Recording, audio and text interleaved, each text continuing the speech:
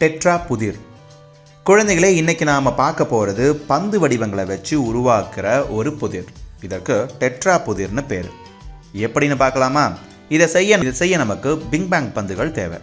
இதற்கு 4 பந்து தொகுப்புகள் கொண்ட 2 அமைப்பும் 6 பந்து தொகுப்புகள் கொண்ட 2 அமைப்பும் தேவைப்படும். 6 பந்து கொண்ட செவ்வக அமைப்பு அகலத்தில் 2ம் நீளத்தில் 3ம் இருக்கணும். இதில்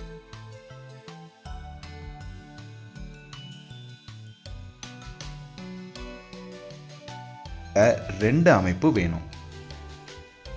மீதி 2ம் ஒரு வரிசையில் 4 இருக்கணும். இப்போ இந்த 4ஐயும் வச்சு ஒரு டெட்ரா அமைப்பு செய்ய போகிறோம். எப்படின்னு பார்க்கலாமா? முதல்ல 4 பந்து அமைப்பு 6 பந்து அமைப்பை நீளவாக்கிலும், அடுத்து 6 அமைப்பை குறுக்கு புறமாக இது போல் வைக்கணும். அடுத்து 4 பந்து அமைப்பை வச்சதும் டெட்ரா வடிவம் கிடைச்சிருச்சு பாருங்க. டெட்ரா அமைப்பு என்பது 4 புறமும் முக்கோண வடிவம் கொண்ட அமைப்பாகும். இது 3 முக்கோணங்கள் பக்கவாட்டிலும் 1 முக்கோணம் அடிப்புறமும் இருக்கும்.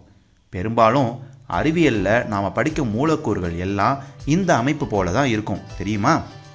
இத்தகைய பயிற்சியை மேற்கொள்வதன் மூலமாக எளிய பொருட்களை கொண்டும் நம் படைப்பாற்றல் திறனை நாமே வளர்த்து கொள்ளலாம்.